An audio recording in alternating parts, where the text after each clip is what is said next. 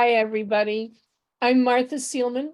I'm the Executive Director of Studio Art Quilt Associates, and we are one of 4 organizations, along with the Quilt Alliance, Surface Design Association, and the International Quilt Museum, who bring you Textile Talks every week. I wanted to tell you a little bit about SAQA and invite you to consider joining us to learn and grow with SAQA. SAQA is a membership organization. We have around 4,300 members who live in countries around the world.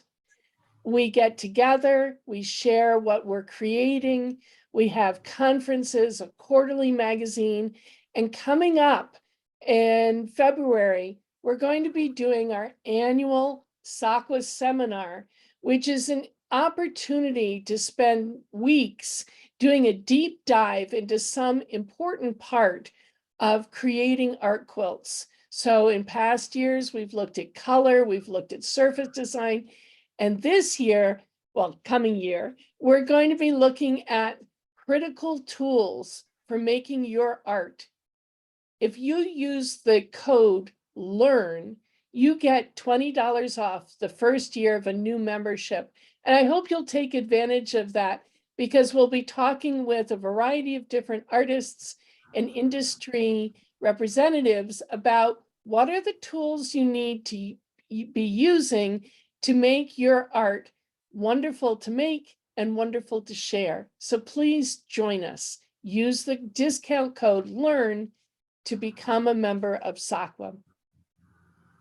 So today we have a really special textile talk for you. I'm going to be having a conversation with Allyson Alleyn. Alison Alleyn has been exhibiting, teaching, and making quilts for 30 years. She's made thousands.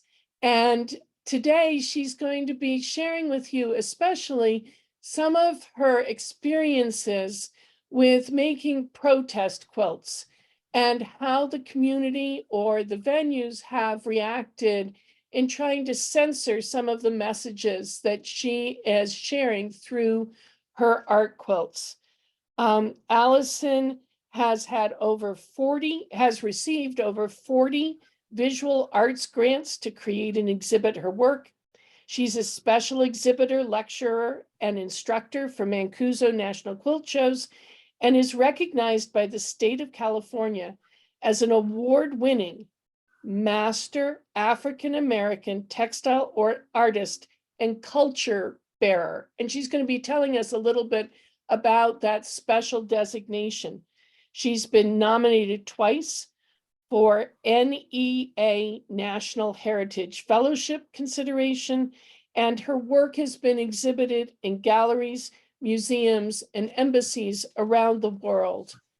So we're going to do things a little bit differently today, because Allyson said that she'd rather have something that was a little bit more spontaneous than some of our other presentations have been. And so we are going to be showing a sampling of her work on a slideshow that plays behind our conversation. And as you listen to me asking Allyson questions about her history as a quilt maker and her history with censorship, please feel free to add your questions for Allyson into the Q&A. If you look at the bottom of your screen, you should see a little Q&A icon. Click that, and then you can type your question into the box, and I'll be monitoring that as Allyson answers questions, and I'll try to include as many of your questions as we can during our time together today. So Allyson, can you please tell us a little bit about your artistic background and how you got started with art quilts? Hello, everyone. Thank you for having me, SAQA. My genre of quilting, I started classifying as information art, because a lot of my pieces are considered art quilts just because They're not your typical quilt of butterflies or a landscape or something like that. They either have a specific image that conjures an issue, or they have text. And the text may be very obvious and graphic, or it may be quilted into the background of the quilt. But either way, I call my work information art. I am creating pieces that incorporate techniques that were learned and self-taught. And I want most of my work to be issue focused. So tell us about that designation of a culture bearer. You were named a designated culture bearer by the California Arts Council and the Center for Cultural Power. What does that mean? A culture bearer is an individual who, through his or her or their art practice, we are preserving some part of a cultural tradition. We are passing on or teaching some part of that tradition. So we're preserving it. And for me, the culture bearer designation encompasses the fact that I rely heavily on traditional African American quilting practices. The majority of my applique work is needle turn applique. The majority of my quilting incorporates hand quilting, even if the piece is also machine quilted. So I rely on a lot of traditional quilting techniques, even though I'm creating new work. And I try as often as I can to replicate important pieces that were created by African American quilters before me. And that is in an effort to preserve the cultural heritage within African American quilting. Great. Thank you. Lucy, can you go back one slide? Allyson, because we're talking about cultural heritage, can you tell us a little bit about the Harriet Powers quilt and your decision to recreate it, but in a way that expresses you? Well, I've wanted to replicate the Harriet Powers quilts for as long as I've been quilting, because there's such stunning examples of art quilts. And unlike the first art quilts that we may be familiar with, that were like Baltimore album quilts, where every block was uniform in size and they had very specific borders and boxes. The Harriet Powers quilts impressed me because this woman created these pieces solely from her imagination and her memory. They are images of Bible stories, and we all know there are no pictures in the Bible, especially in old Bibles. So I was just so taken aback by how she used her imagination to create images of the Bible stories. Then the parts of the quilts that are from her imagination, a circus apparently went through town where she lived in Georgia. And from her memory, she tried to recreate an elephant or a zebra or animals that she saw in the circus. There were also celestial events that took place over the years that she was creating the quilts.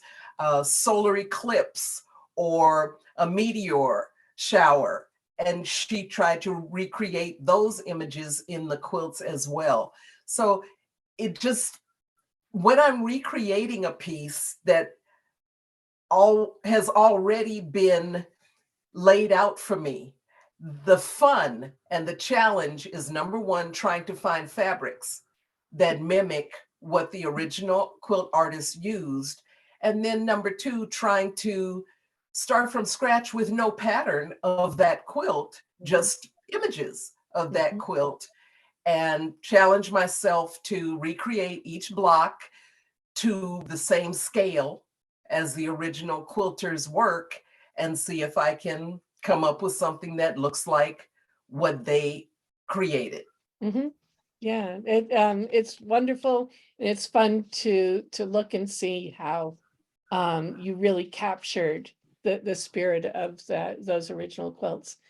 All right, Lucy, now you can start the slideshow of some more of Allison's work, and it's going to just go automatically as I ask Allison to tell us a little bit about your exhibition at the Community Art Project Gallery in the Wells Fargo Bank in Laguna Beach.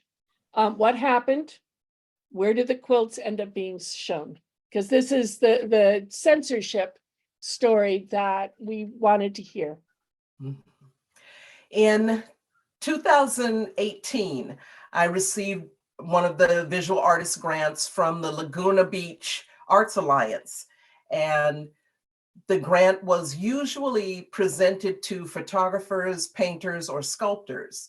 So they were excited that someone had submitted an application that was a different art genre. Right. So that kind of gave me a leg up in their consideration.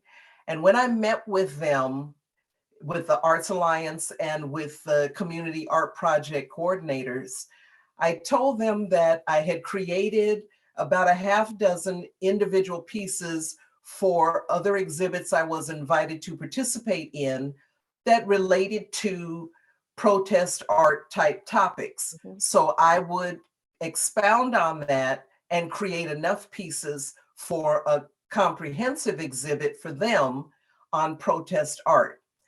And because the whole Colin Kaepernick thing was going on and whatnot, and he was being recognized as someone protesting, but it was the most peaceful protest demonstration that could have been imagined, to quietly take a knee.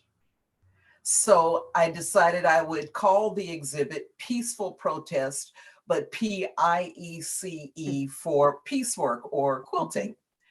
And I thought I would do about 24 pieces. The exhibit ended up being 36 quilts, but when it was displayed in the final venue, we had 46 pieces because I had other quilts invited that were not protest art for a second room at the venue. So the Wells Fargo Bank has had a contract with the Community Art Project and Laguna Beach Arts Alliance since 2000. So for 22 years, they had a contract with them where the 3-story bank in downtown Laguna Beach, the bottom floor is the bank, and the second and third floors were a gallery. And the bank is a circular building inside. So when you step into the bank, you can see the artwork displayed, even if you're just doing banking business. And that was the beauty of the gallery. And the Laguna Beach Arts Alliance switches out the exhibits on the second floor 3 or 4 times a year. So each artist has 3 or 4 months of exhibit time. And then the top level of the gallery was for local Laguna Beach artists, and that exhibit may have been switched out monthly. Once they started installing my exhibit, then 2 or 3 patrons in the bank approached the bank manager and said they felt the pieces were too edgy for a public gallery space. They should be displayed in a private gallery. And what caused the exhibit to be taken down was the fact that the bank manager caved in to just 2 or 3 bank patrons. So once that was known to the community. And that was like within 48 hours, because people going to the bank not only knew the schedule of when an exhibit changes, but they also saw it was being installed. So they saw the first handful of pieces going up, but not the whole thing. Then they returned to the bank 2 or 3 days later. It was going up on a Thursday and Friday. They returned to the bank Monday and nothing is there. So they approached the bank manager and asked, what's going on? And the manager just said, we had to ask that the exhibit be taken down because there were a couple of complaints from bank customers. Now, mind you, this was still not more than 4 or 5 people that approached the manager, but it was set in motion because the manager was of the same sentiment. So in that short 36, 48, 72 hours of the weekend between Friday, the pieces going up, and Monday, the pieces coming down, the news was contacted, the local newspaper, and a gentleman from the newspaper, the photographer and editor from the Laguna Beach newspaper, was able to photograph some of the pieces before the last ones were pulled down. And he decided to put it out there for his community that an exhibit is being censored. The reason it was such a big deal that it was being censored in Laguna Beach is because Laguna Beach is the Southern California art center, like Berkeley is for Northern California. So it was so unexpected for any art exhibit to be censored in Laguna Beach. As soon as you enter the community on the main highway, there are public art pieces both sides of the highway. Every other building is an art studio. Every other building is an art college. So Laguna Beach is an artist colony. And the residents of Laguna Beach are very welcoming to any artwork. These are new residents to Laguna who were not of the same mindset as the original Laguna Beach community. And so it was totally inappropriate for the bank to think they had the major voice. And the first news pieces that went out on Channel 4 and Channel 7 in Los Angeles and in the newspapers, they were expressing how angry the community was that Wells Fargo made that decision without really giving the community at large an opportunity to view the artwork. Now, again, it went up Thursday and Friday. By Monday, CAP had to pull it down. By Tuesday, CAP was receiving invitations from a half a dozen other venues in the city of Laguna Beach to reinstall the exhibit. The dilemma for us was, since there were 36 pieces in the exhibit, no other venue could do the whole thing. So they were asking us to decide how we would divide the exhibit and have it 2 different locations simultaneously, but not all together, until the neighborhood congregational church in Laguna Beach invited us to come see their space. And Martha, what a beautiful space we ended up with. If you can imagine their main hall, it was called Bridge Hall, and it's the wide open meeting space that they might host a wedding reception in, or a music concert, with the stained glass windows and the light coming through the windows and just blank wall space in between the windows. And all of the art was installed in that room. Wonderful. And then the pastor there, Pastor Roderick Eccles, invited us to hang additional pieces in the sanctuary space.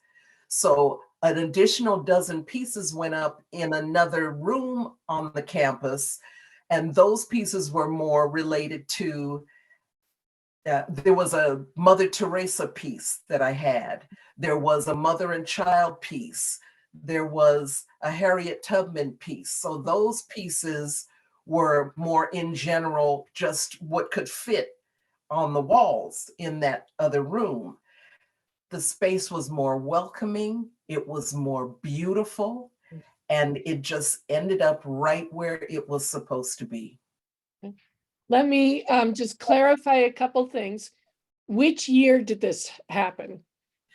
The grant was issued in 2018, but because everything shut down in 2019, the exhibit was postponed for over 2 years. So over the 2019 period, I had already accumulated the fabric that I wanted to create the exhibit, but I was not working on exhibit pieces. So I started making fabric masks because that's when there was the shortage and the need for the fabric masks, the beginning of the COVID pandemic.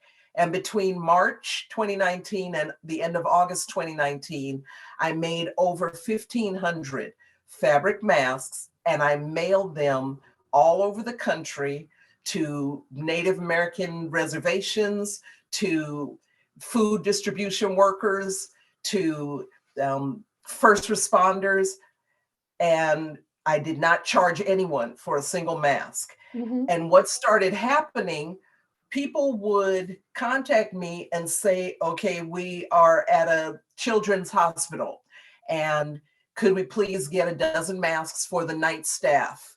And I would send them a dozen masks, and then a week later, they're mailing me a box of fabric because they're saying, we were gonna try to make our own masks, but since you sent them to us, here's the fabric and from then boxes of fabric started arriving for the next year and a half from churches and school, after school programs and boys and girls clubs and community centers that I had mailed masks out to. And those places did not ever get the clearance to have a gathering of people to sew and make their own masks, but they had already purchased fabric. So I also wanted to clarify, you referred to CAP a couple of times, and that's the Center for Cultural Power. No. CAP is the Community Art Project. Okay. So Community Art Project. They were the sponsors of that Laguna Beach grant, and they work in conjunction with Laguna Beach Art Alliance. CAP is the entity that had the 22-year relationship with Wells Fargo. And after my exhibit was pulled down, CAP approached Wells Fargo and asked for not only a written explanation, but they also wanted an apology. I was never, to this day, contacted by anyone from Wells Fargo Bank. And we made that clear in over a dozen different newspaper interviews, 2 different radio interviews, 2 different television news interviews. Wells Fargo just put out their generic statement that said they attempt to be inclusive, which obviously they were not. But CAP decided that the letter they got from Wells Fargo said from that point forward, Wells Fargo bank managers have the right to decide if the next exhibit is appropriate.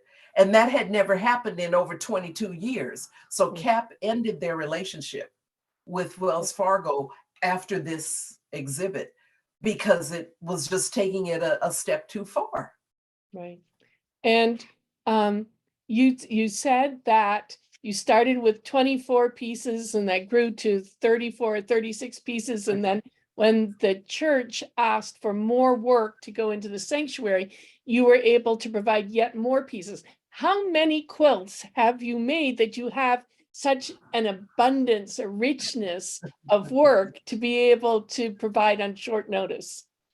Well, it's kind of fortunately and unfortunately, I've created over 2,000 quilts in the 30-something years that I've been making quilts because I work with organizations like Charles Drew Medical University, where we will take the 3 summer months and create as many baby quilts as we can. And then the woman from that facility, Dr. Cynthia Davis, visits countries in Africa at least twice a year. She takes all the baby quilts and she distributes them at orphanages and at clinics for either children with AIDS or children of parents with AIDS. And so in one summer, 3 months of summer, if we have a dozen ladies that are working with us doing the baby quilts, we might create 300 quilts in the one summer. For 7 years in the 90s, I was an artist in residence with California Youth Authority through the CAC again. And so I was working with the incarcerated individuals, and we were making baby quilts. And so every year we're turning these quilts over to Cynthia, and we're turning over hundreds of baby quilts that the guys have made. And I was working with male inmates the first 6 of the 7.5 years. I didn't have female inmates till the last 18 months, but I was in 3 different Southern California facilities on 11-month residencies, and we were making hundreds of baby quilts each year. So I consider those some of the ones that I would say are quilts that I was making. But the reason I have so many that I can just pull from at any time for an exhibit is because every year since 2010, I create a multi-piece exhibit for Mancuso National Quilt Shows. So every year, at least 9 to 12 quilts are new, and they tour with Mancuso. And then when I get them back, I can use them in a new lecture presentation, or I have them to send out as a new exhibit. And this has been for more than 12 years. So it's, I mean, at least 150 of the quilts have just been from that 10-year relationship with Mancuso. It's still an amazing rate of production. I mean, just astonishing.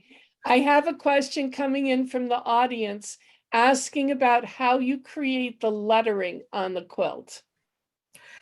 There's 3 different ways that you can do the lettering. You can either purchase iron-on lettering if you're in a time crunch situation and you really want all of the lettering to be uniform. Or like the image is showing right now, the Pride quilt, I just decide what the wording is going to be. And then I take the piece of fabric that I want to use for the wording, and I actually fold it the height and the width of the letter that I want. And then I cut those rectangles all the same height and width, and then start freehand cutting out the letters. The third way is there is also felt lettering that you can purchase and apply to your quilt. But if I'm applying anything to the quilt that has adhesive backing, I still stitch the letters down, because shipping them or folding them for storage, the letters can easily come up. But if I want something larger than 1 or 2 inches, then I'm just cutting it out freehand.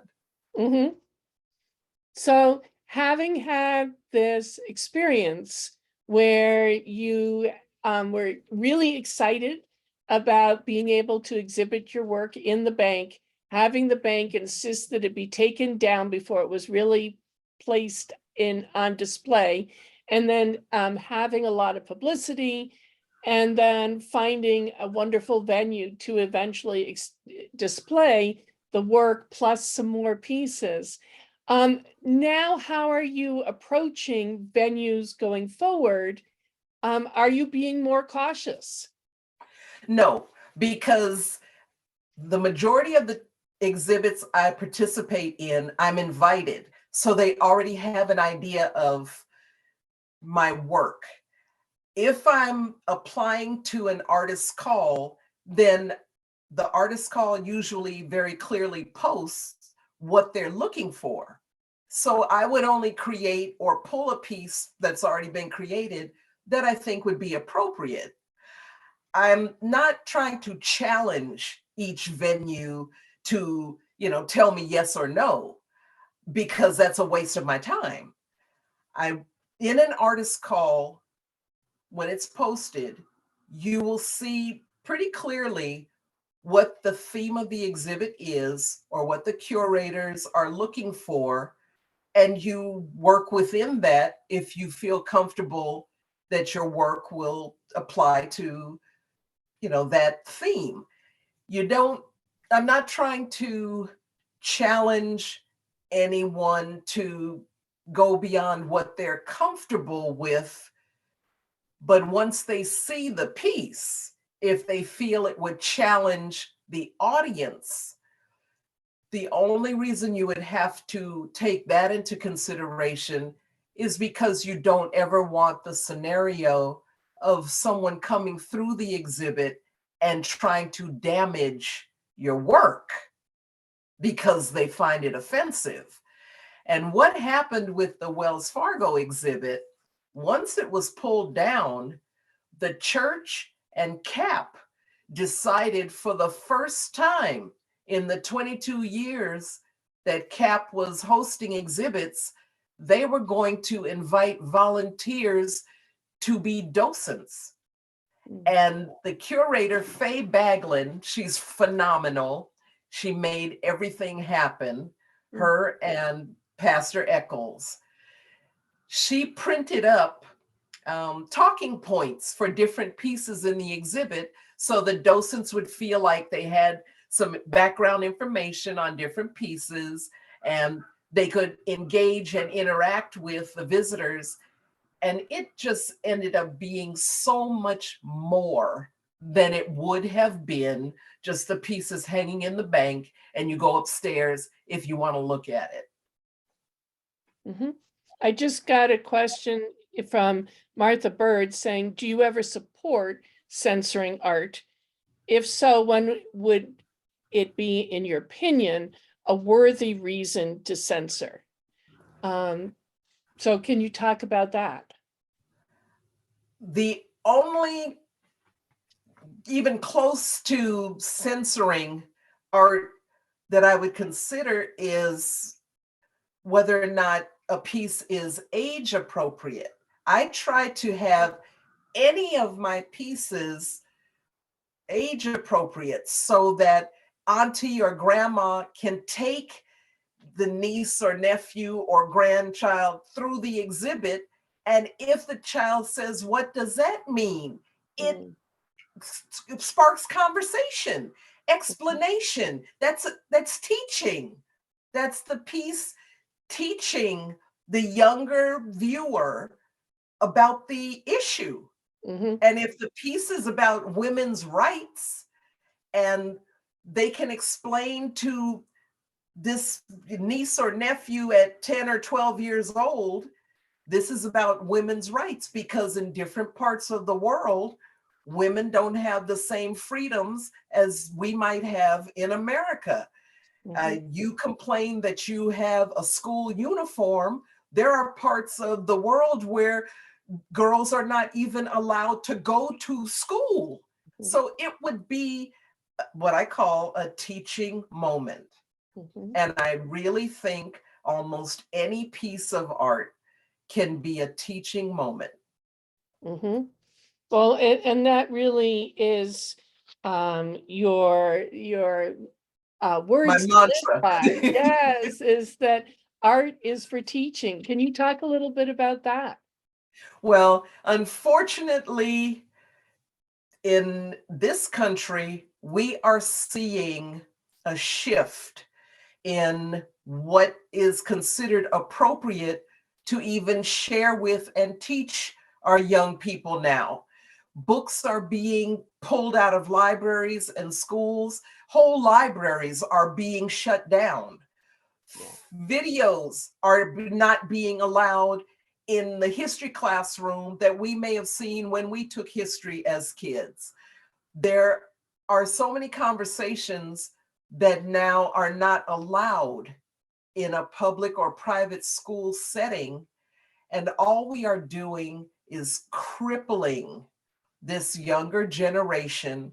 We're making them not able to compete on the national and definitely not on the international stage with other people coming into the college community, coming into the workforce. If we are denying them their complete history, then they're not going to be able to compete on the same playing field. And what we're so afraid of is having to explain why these atrocities were committed in our history. That's all we're trying to avoid, is having to explain how this happened. We were talking earlier, and one of our audience members referenced this as well, is that in some ways these issues keep coming up. They're very reminiscent of issues that have been part of our country for a very long time. Unfortunately, any of the pieces in my exhibit are timeless because they may have been appropriate 10 years ago, and they will tragically probably still be appropriate 5 years from now. Mhm. It's like we're not learning the human lessons that we should be learning. And those are the important lessons, not what pronouns we're using. We need to be able to explain to young people that you cannot know where you are headed if you don't know where you come from. Mhm. And there's a reason for each law, there's a reason for each amendment, there's a reason for each freedom, and we're slowly taking those away. Mhm. You mentioned that you think that quilts may be a particularly good medium to convey messages that may be received as being controversial. Can you talk about that? Well, not just the quilts, but any kind of art, a painting, a photograph, a poem, um, a play. Art itself, performing and visual art, will soon be the only means of relaying and conveying this kind of information. Opinions, social commentary, political commentary, art forms may end up being the last way to convey that information. It's so reminiscent of, in this country in particular, when the only way to get a message was a church meeting. And that's why we call it having church or going to church, because information was disseminated. It wasn't just Bible study, there was a purpose behind it. And it's like art is going to be the last way to share information. If it's not allowed in a book, it's not allowed in a movie, then it's going to have to be very subtle through music, through theater, through poetry, through visual art. Mm-hmm. Have you ever, besides this Wells Fargo not putting up the exhibition, have you been confronted personally by people who are offended by the messages in your art? And if so, how have you responded to them? There was one piece that you showed in what you're screening through, and it's the conversation that's between a police officer and someone who's being arrested. That piece hung in an exhibit before Wells Fargo, and a gentleman saw it, and he turned to me and he said, "All police officers aren't bad." And I said, "Of course they're not. But if that's the only thing that you are taking from the conversation on this quilt, then you're missing the point. Because the point is, this conversation is the last conversation that many individuals, particularly people of color, have between themselves and law enforcement before they draw their last breath." That's the point of this quilt. Mm-hmm. Yeah. All right. We're While we're going backwards here, which is fine. Yeah. So this is the quilt that you're referring to, is this conversation quilt. And while he was looking at it, all he got from it was, am I bashing the police. He turned around and he said, all police officers are not bad. And I responded immediately, of course they are not. Mm-hmm. But the point of this quilt is that this is really, truthfully, undeniably the last conversation that occurs too many times if excessive force is used. Yeah. They can't deny that. The one beautiful thing about history that they are trying to deny, history is facts. That's the best thing about history. It's not a lie. It's true. It's real. It's facts. Mm-hmm. There's a quilt hanging on the wall behind you, and you're right now. It's very tiny on our screens, but it basically is a warning that some of the ways in which people try to censor what others are trying to communicate. Have you ever had a venue ask if they could put a warning out front saying that some of the messages in this art may be upsetting or may not be appropriate for children, or any kind of, enter at your own risk kind of messaging? Nope, I never have. And this particular piece that you're talking about, I created it the weekend after the pieces were pulled down from Wells Fargo. Then I made this to hang at the entrance of the church because I felt like the only reason the venue was changed was because of censorship. Mm-hmm. So that's why I created this, just for the entrance to the exhibit. And the last line that says it will trigger self-reflection, it means if anything in this exhibit offends you, you need to decide if it's because of what you see when you look in the mirror. You need to decide if it offends you because you know in your heart that the sentiment you are experiencing is wrong. And what is go ahead. I didn't even include my Karen quilts, okay? Because I personally felt like the Karen quilts might be a little too much. And none of them really jab. They poke fun. They're tongue in cheek. It's to make you stand in front of a piece and you have to kind of catch your breath and decide, wait a minute, do I resemble this remark? Okay. One of the Karen quilts said, bullying Karens give real Karens a bad name. I mean, it was that kind of thing. But those people would know who I'm talking about. They know if they're agitators, and they know if it's wrong.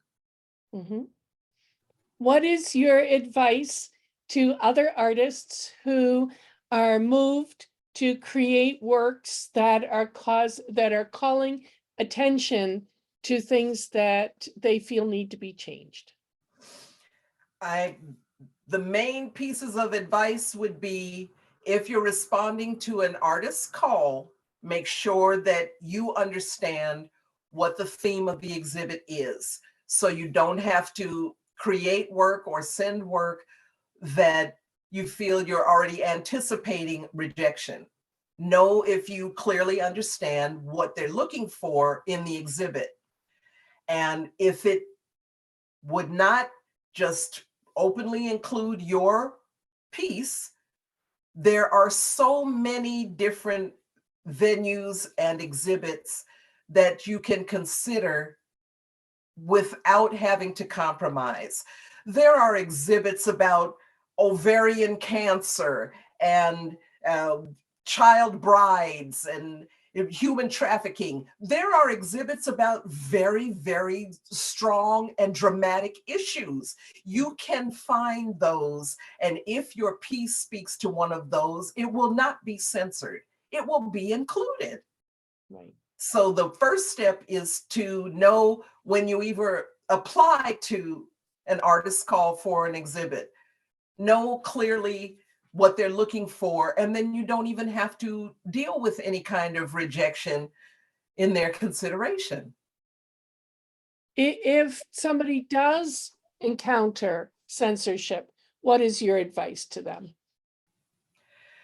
Well, my artistic philosophy and practice is to try and spark measurable, positive social change. And I feel I was invited to so many protests, including a group of individuals who wanted to protest in front of the Wells Fargo Bank. And I said, I had two reasons I would not do that. Number one, I did not want what was going on with my exhibit to jeopardize any future artists and their relationship with CAP and the gallery. And number two, I said my whole exhibit that is now hanging in a venue 3 blocks away from the bank is my protest.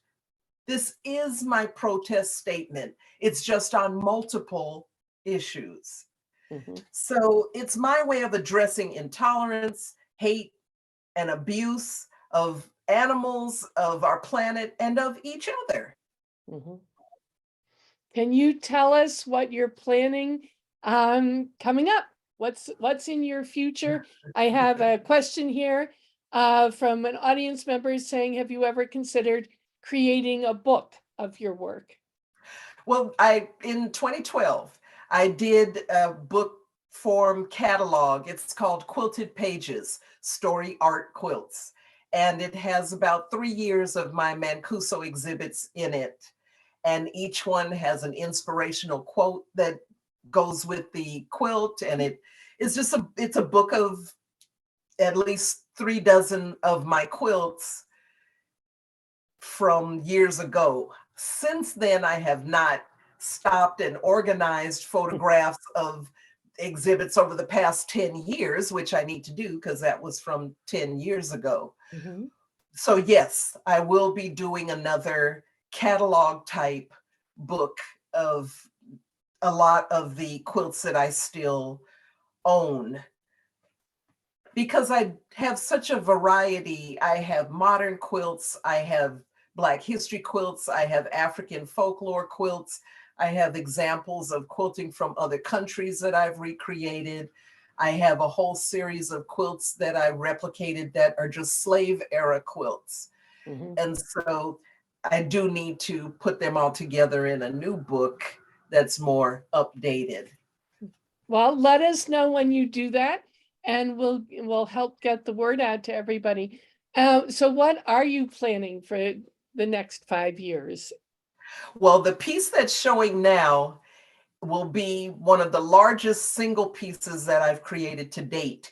It's hard to tell on the screen, but that piece is 8 feet tall and 16 feet wide.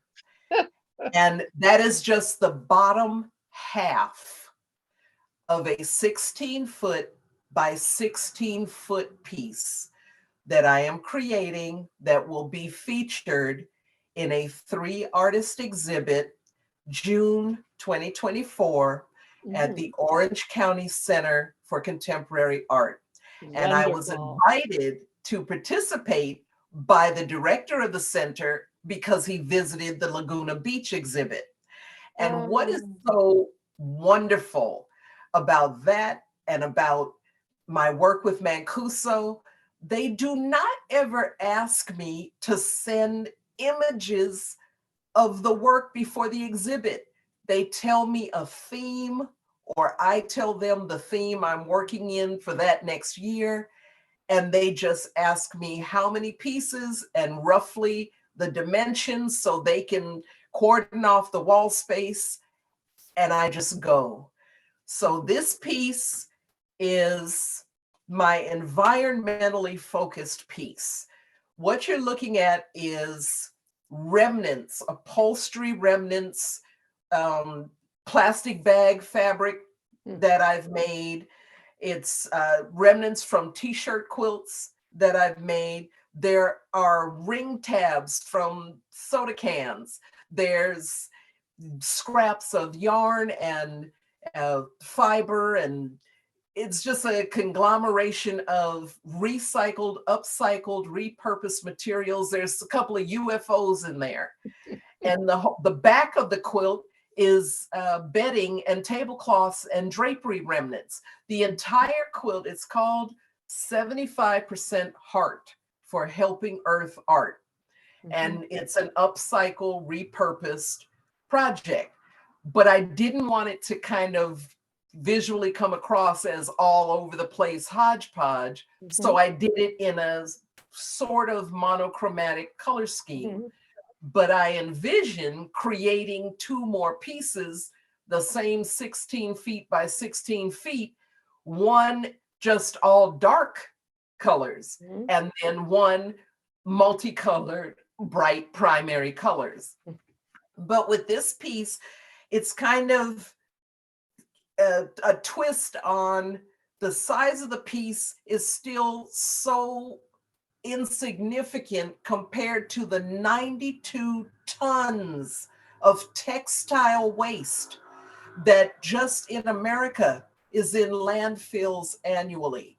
We focus on the plastic waste, but just textile waste is astronomical.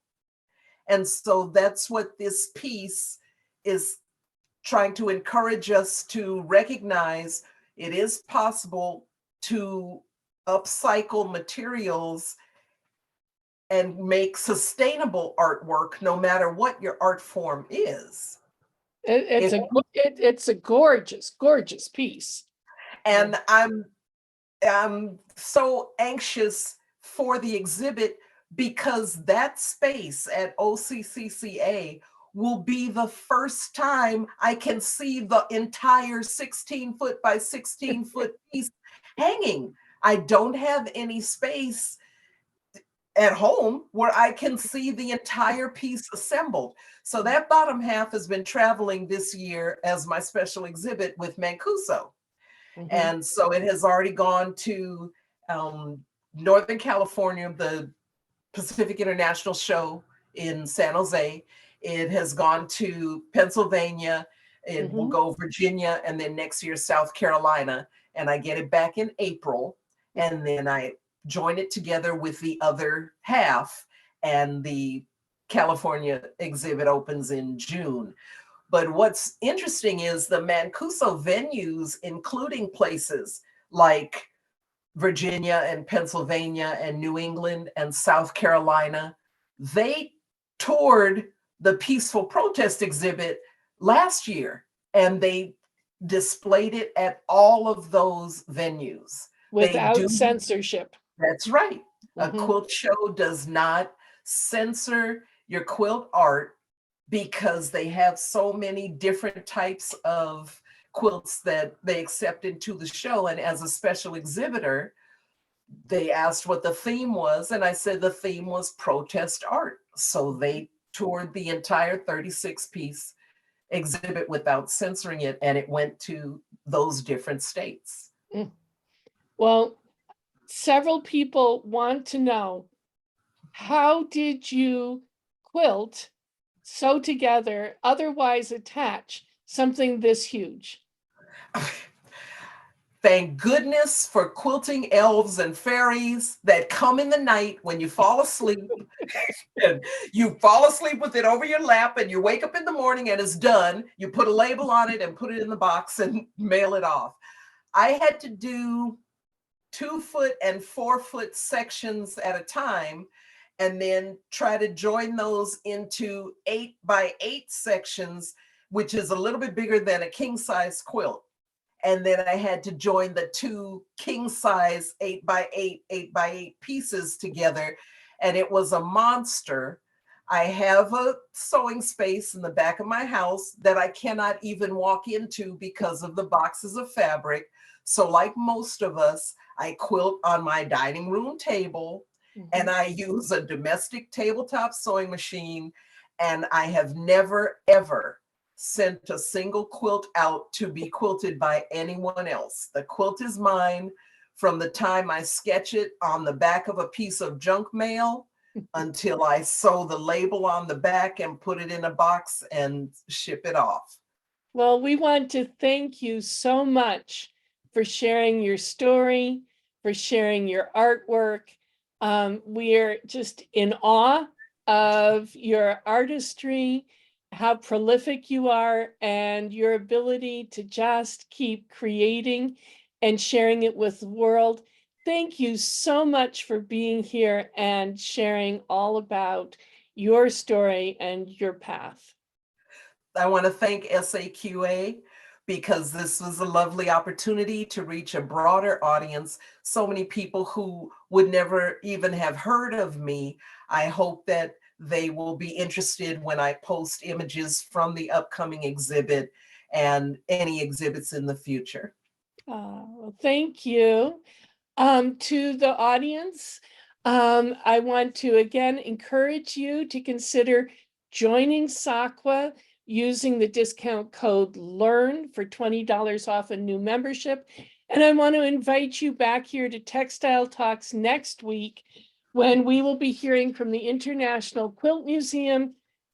Yannick Smucker and Rod Kirikoff are going to be talking about New Deal quilts, which should be really fascinating to see the quilts that came out of that part of American history. And I want to just thank all of you for participating in Textile Talks every week. If you enjoy Textile Talks, please consider making a donation to underwrite the costs of bringing these talks to you. And this talk will be recorded and be up on YouTube in a few days. So if you'd like to listen to Allison talk about her quilts again or share it with somebody else, the recordings on YouTube are available to everyone. And we will see you next week. Thank you.